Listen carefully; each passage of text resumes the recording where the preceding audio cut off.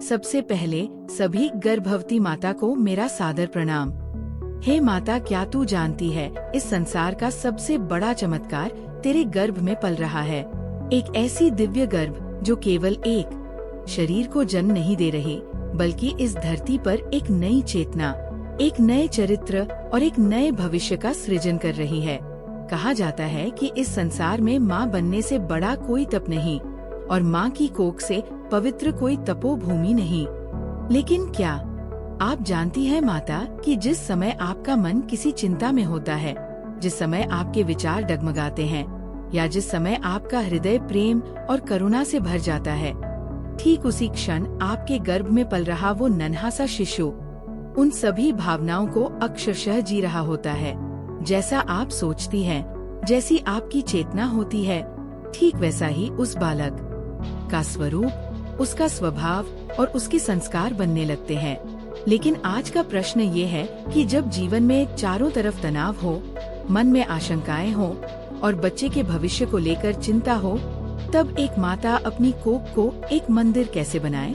इसका उत्तर छिपा है कुरुक्षेत्र के उस मैदान में, जहां आज से हजारों वर्ष पहले जब अर्जुन का मन मोह, भय और घोर निराशा से टूट गया था, तब भगवान श्री कृष्ण ने उन्हें भगवत गीता का ज्ञान दिया था। अक्सर लोग समझते हैं कि गीता का पहला अध्याय केवल एक युद्ध की शुरुआत है, केवल शंखनाद और सेनाओं का वर्णन है। लेकिन नहीं, ये मनुष्य के भीतर चलने वाले सबसे बड़े मानसिक और भावनात्मक संघर्ष का सजीव चित्रण है। और यही संघर्ष आज हर माता के भीतर भी चलता है। आज के इस विशेष और अत्यंत महत्वपूर्ण वीडियो में हम गीता के पहले अध्याय की उन 6 दिव्य और गुप्त शिक्षाओं की गहराई में उतरेंगे, जिन्हें सुनना हर गर्भवती माता के लिए एक वरदान के समान है। हम जानेंगे कि जब अर्जुन युद्ध भूमि में रो पड़े थे, तब उनके उस दुख में गर्भवती माता के लिए कौन सा गहरा संदेश छिपा था।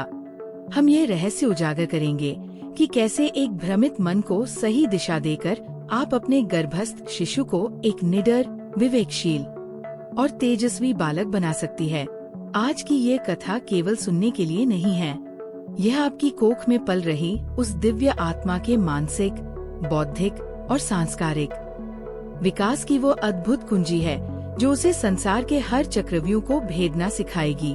तो अपनी आंखें बंद कीजिए, अपने गर्भ पर स्नेह से हाथ रखिए और एक गहरी सांस लेकर भगवान श्री कृष्ण के उस दिव्य स्वरूप का ध्यान कीजिए, क्योंकि आज आप अपने शिशु को वह देने जा रही हैं जो उसे जीवन भर सही मार्ग दिखाएगा। चलिए शुरू करते हैं भगवत गीता के पहले अध्याय की वह दिव्य सीख जो आपके बच्चे का भाग्य बदलने वाली है। जब अर्जुन महाभारत के युद्ध में उनके अपने ही गुरु द्रोणाचार्य, पिता भीष्म और उसके सगे संबंधी है, तब अर्जुन का मन डगमगा गया। उनके हाथ कांपने लगे और गांडीव धनुष हाथ से छूटने लगा। उन्हें लगा कि अपनों के विरुद्ध शस्त्र उठाना अधर्म है, लेकिन यहीं पर जीवन का सबसे महान सत्य छिपा है। भगवान श्री कृष्ण हमें सिखाते हैं कि जब बात सत्य और न्याय की हो, जब बात मानवता की रक्षा की हो, तो मोह और भावनाओं के आगे झुकना ही सबसे बड़ा अधर्म है। ये अध्याय हमें चीख चीख कर एक ही शिक्षा देता है, रास्ता कितना भी पथरीला क्यों ना हो, सामने खड़े लोग आपके अपने ही क्यों ना हो, लेकिन यदि वे अधर्म के साथ हैं, तो आपको धर्म का मार्ग कभी नहीं छोड़ना चाहिए। दिव्य माता गर्भावस्था का ये समय आपके लिए किसी कुरुक्षेत्र से कम नहीं है। आपके भीतर भी विचारों का युद्ध चलता है, कभी डर, कभी चिंता, तो कभी समाज और परिवार की अपेक्षाएं। यदि आप इस काल में संकल्प लेती है कि परिस्थितियां चाहे कितनी भी विपरीत क्यों ना हो, आप केवल सत्य का साथ देंगी, आप अपने मन में केवल धर्म और न्याय के विचार रखेंगी, तो यह संकल्प एक अदृश्य ऊर्जा बनकर आपके शिशु के डीएनए में समा जाता है। जब आप धर्म पर अडिग रहती हैं, तो आपके गर्भ में पल रहे शिशु का निर्माण कुछ इस तरह होता है। सत्य प्रियता बालक के भीतर जन्मजात सत्य बोलने का साहस पैदा होता है। वो झूठ के अंधेरे में कभी नहीं भटकेगा। न्यायप्रिय व्यक्तित्व ऐसा बालक भविष्य में कभी किसी के साथ अन्याय होते नहीं देख पाएगा। वो कमजोरों की ढाल बनेगा। अर्जुन की तरह जब उसके जीवन में भी कभी असमंजस के बादल छाएंगे तो वो डरेगा नहीं। उसके भीतर वो स्पष्टता होगी कि सही क्या है और गलत क्या। वो संसार की भीड़ में खोने वाला साधारण मनुष्य नहीं, बल्कि अपने सिद्धांतों पर अडिग रहने वाला एक महान व्यक्तित्व बनेगा। याद रखिए माता, आपकी आज की छोटी सी दृढ़ता आपके बच्चे के जीवन की सबसे बड़ी शक्ति बनने वाली है। इसलिए हर परिस्थिति में धर्म को अपना सारथी बनाइए। हे दिव्य माता, भगवत गीता का प्रथम अध्याय केवल अर्जुन का संवाद नहीं, बल्कि आपके लिए जीवन के वे सूत्र हैं जो आपकी आने वाली संतान का भाग्य लिख सकते हैं। इन अद्भुत बातों को अपने हृदय में उतार लीजिए। प्रथम अध्याय में जब अर्जुन विचलित थे तब कृष्ण शांत थे। जब भी आपका मन अशांत हो तो बाहरी शोर से हटकर कुछ पल मौन धारण करें और मंत्रों का जाप करें। ये मौन आपके शिशु के तंत्रिका तंत्र को शांत और मजबूत बनाता है। अर्जुन को डर था कि वह अपनों को खो देंगे। गर्भावस्था में माताओं को भी अक्सर अज्ञात भय सताता है। इस भय को निकालने का एक ही मार्ग है समर्पण। जब आप अपने होने वाले बच्चे की डोर कृष्ण के हाथों में सौंप देती है तो आपके भीतर का भय समाप्त हो जाता है और यही निडरता शिशु के भीतर आत्मविश्वास बनकर जन्म लेती है। धन और संपत्ति तो बच्चे को विरासत में मिल जाएगी, लेकिन संस्कार केवल आप ही दे सकती है। यदि आप गीता के पहले अध्याय की तरह धर्म और अधर्म का अंतर समझती हैं, तो आपका बालक कभी गलत रास्ते पर नहीं जाएगा। आप जो संस्कार आज अपनी कोख में बोएंगी, वही कल वट वृक्ष बनकर समाज को छाया देगा। हमेशा याद रखें, आपके भीतर जो प्राण पनप रहे हैं, वह परमात्मा का सीधा आशीर्वाद है। आप केवल एक वाहक है। जब आप स्वयं को एक पवित्र मंदिर मान लेती हैं, तो आपके भीतर का अहंकार शांत हो जाता है और शिशु एक अत्यंत विनम्र और दिव्य स्वभाव वाला बनता है। अर्जुन भविष्य के परिणामों को सोचकर दुखी थे। ये मेरे अपने हैं, इसे युद्ध में कैसे कर सकता हूँ। हे माता, आप भी कल की चिंता न करें कि बच्चा कैसा होगा, क्या करेगा। आज के इस पल को आनंद, भक्ति और प्रेम से भर दें। आपका आज का संतोष ही आपके बच्चे की कल की सफलता है। माता होना केवल एक शारीरिक प्रक्रिया नहीं, यह एक आध्यात्मिक जिम्मेदारी है। जो ज्ञान आपने आज सुना है, उसे केवल शब्द न रहने दें, उसे अपना आचरण बना लें। याद रखिए, संस्कार खरीदे नहीं जाते, वे केवल माँ के हृदय से शिशु के हृदय तक प्रवाहित होते हैं। लेकिन माता, अभी तक आपने जो सुना वह केवल आरंभ था, क्योंकि कुरुक्षेत्र की उस भूमि पर एक ऐसा रहस्य भी छिपा था जिसे बहुत कम लोग समझ पाए। जब अर्जुन ने कांपते हुए हाथों से अपना गांडीव नीचे रखा, तब केवल एक योद्धा नहीं टूटा था, उस क्षण स्वयं समय ठहर गया था। चारों ओर शंख बज रहे थे, रथों की गर्जना हो रही थी, योद्धाओं की आंखों में अग्नि जल रही थी। लेकिन उस भीषण कोलाहल के बीच भगवान श्री कृष्ण की आंखें बिल्कुल शांत थी और तभी उन्होंने अर्जुन से एक ऐसा वचन कहा जो आज भी हर गर्भवती माता के लिए एक दिव्य रहस्य है। श्री कृष्ण ने धीरे से अर्जुन के कंधे पर हाथ रखा और कहा, हे पार्थ, जिस युद्ध को तुम बाहर देख रहे हो, उससे कहीं बड़ा युद्ध मनुष्य के भीतर चलता है, और जो अपने मन के युद्ध को जीत लेता है, वही संसार को सही दिशा देता है। माता, ये सुनते ही अर्जुन की आंखों में आंसू भर आए। उन्हें पहली बार एहसास हुआ कि उनका सबसे बड़ा शत्रु सामने खड़ी सेना नहीं, बल्कि उनके भीतर बैठा भय, मोह और भ्रम है। और यही वो क्षण था जब भगवान श्री कृष्ण ने संसार की हर होने वाली माता के लिए एक अदृश्य संदेश दिया, क्योंकि गर्भ में पल रहा शिशु केवल आपके शरीर से नहीं जुड़ा होता, वह आपकी चेतना से जुड़ा होता है। आपके हर विचार की तरंग, आपके हर शब्द की ऊर्जा और आपकी हर भावना की छाया सीधे उसके मन पर अंकित होती है। यही कारण है माता कि जब आप रोती है तो बिना कुछ समझे वो शिशु भी भीतर बेचैन हो उठता है। जब आप भय में जीती है तो उसका कोमल मन भी असुरक्षा को अनुभव करने लगता है, और जब आप भक्ति में डूबती है तो उसके भीतर एक दिव्य प्रकाश जन्म लेने लगता है। लेकिन अब जो होने वाला था वो और भी अद्भुत था। कहा जाता है कि उसी समय युद्ध भूमि में अचानक तेज हवाएं चलने लगी। आकाश में काले बादल घिर आए। सभी योद्धाओं के हृदय में एक अजीब सी घबराहट होने लगी, क्योंकि उन्हें लग रहा था कि अब कुछ ऐसा होने वाला है जो मानव इतिहास को हमेशा के लिए बदल देगा। अर्जुन ने कांपती हुई आवाज में श्री कृष्ण से पूछा, है माधव, यदि मन ही मनुष्य का सबसे बड़ा मित्र और सबसे बड़ा शत्रु है तो एक साधारण मनुष्य अपने मन को कैसे जीते? और माता यहीं से प्रारंभ हुआ वह दिव्य रहस्य, जिसे सुनकर कहा जाता है कि भयभीत व्यक्ति भीतर से पर्वत जैसा अडिकी बन जाता है। भगवान श्री कृष्ण मुस्कुराए, लेकिन उनकी वह मुस्कान साधारण नहीं थी। ऐसा लगा मानो स्वयं ब्रह्मांड उनकी आंखों में समा गया हो। उन्होंने अर्जुन से कहा, मन को जीतने का एक ही उपाय है, अपने भीतर उस प्रकाश को जगाना जो अंधकार आने पर भी कभी बुझता नहीं। लेकिन माता, उस प्रकाश को जगाया कैसे जाए? क्या केवल मंत्रों से? क्या केवल पूजा से? क्या केवल व्रत और नियमों से? नहीं, उस दिव्य प्रकाश का जन्म होता है माँ के विचारों से, माँ की वाणी से, माँ के आहार से और सबसे अधिक माँ की भावनाओं से। यही कारण है कि प्राचीन ऋषि कहा करते थे, यदि आने वाली पीढ़ी को महान बनाना है तो सबसे पहले गर्भ में पल रहे जीवन को दिव्यता से भरना होगा। लेकिन माता, अब कथा उस मोड़ पर पहुंचने वाली है जहां श्री कृष्ण अर्जुन को एक ऐसी चेतावनी देने वाले हैं जिसे सुनकर स्वयं देवता भी मौन हो गए थे।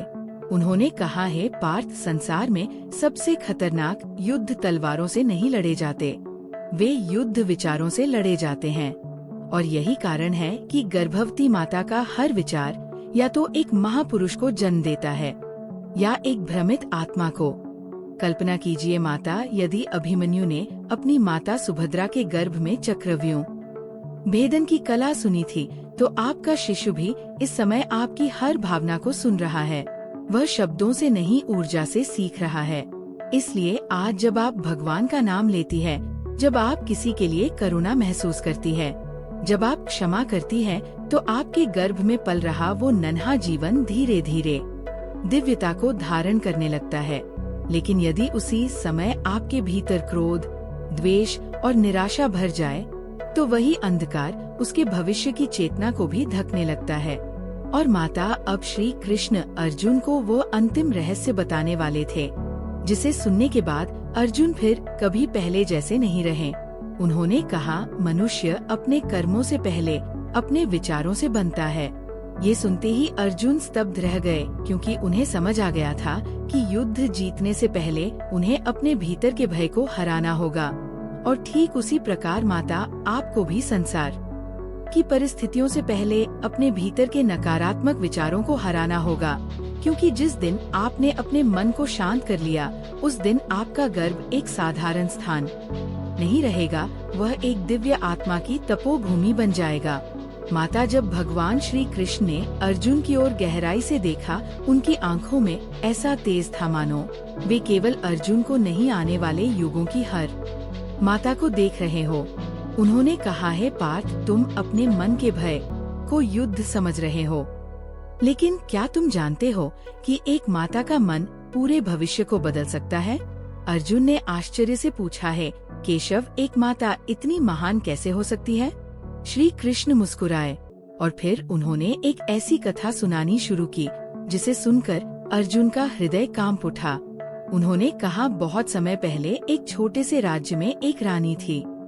वह गर्भवती थी। पूरा महल खुश था, लेकिन रानी के मन में हमेशा भय रहता था। उसे डर था कि कहीं उसका बच्चा कमजोर ना हो जाए, कहीं लोग उसे स्वीकार ना करें, कहीं भविष्य में उसे दुख ना मिले। रानी दिन रात चिंता करती रहती। महल में संगीत बजता, लेकिन उसके मन में केवल भय की आवाज गूंजती।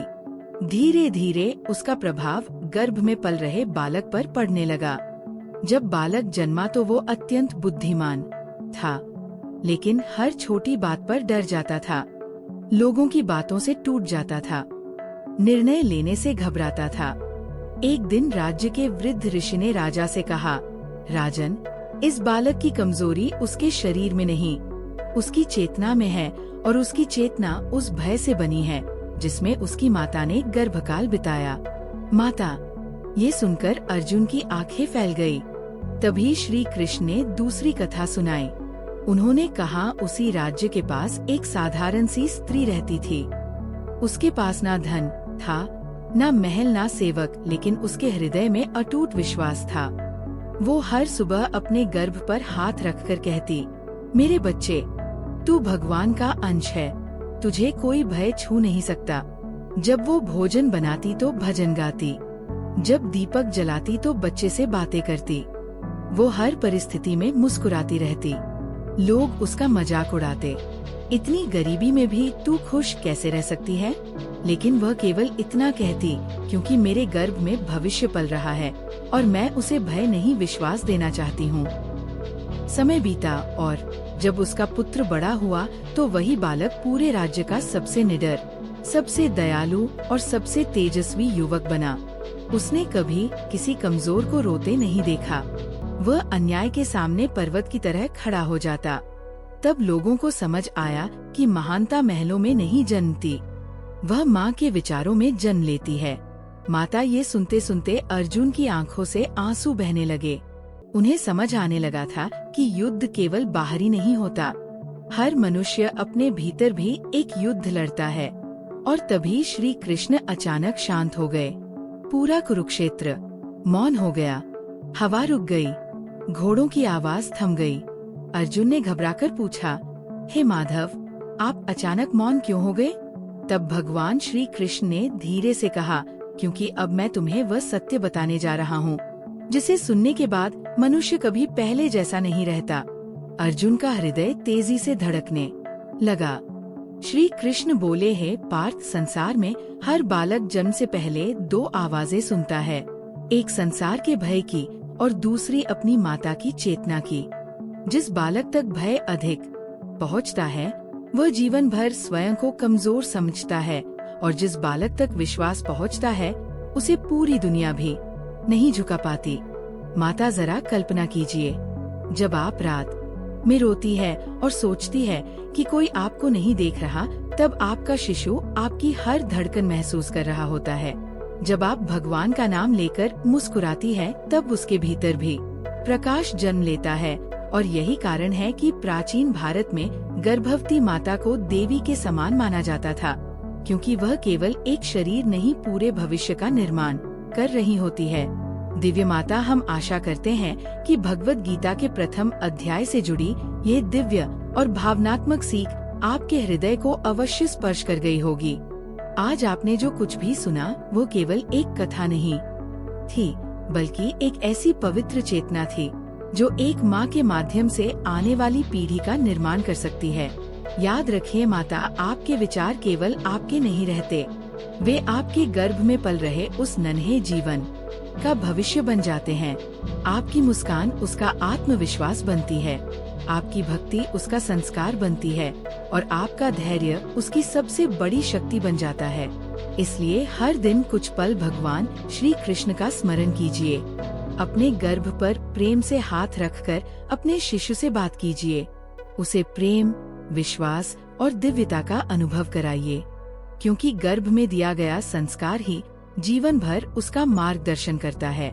यदि ये ज्ञान आपके हृदय को स्पर्श कर गया हो, तो इस वीडियो को हर उस गर्भवती माता तक अवश्य पहुंचाइए, जो इस समय अपने जीवन के सबसे पवित्र और संवेदनशील दौर से गुजर रही है।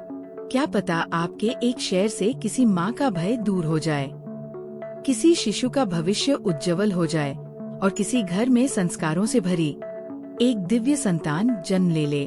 वीडियो को लाइक करें, चैनल को सब्सक्राइब करें और कमेंट में अवश्य लिखें जय श्री कृष्ण, ताकि यह दिव्य ऊर्जा और ये पवित्र ज्ञान अधिक से अधिक माताओं तक पहुंच सके। अंत में बस इतना ही कहना चाहेंगे, माता, माँ केवल एक स्त्री नहीं होती, वो स्वयं सृष्टि की रचयिता होती है, और उसकी कोख इस संसार की सबसे पवित्र तपोभूमि होती है। भगवान श्री कृष्ण की कृपा आप पर और आपके गर्भस्थ शिशु पर सदैव बनी रहे। राधे राधे। जय श्री कृष्ण।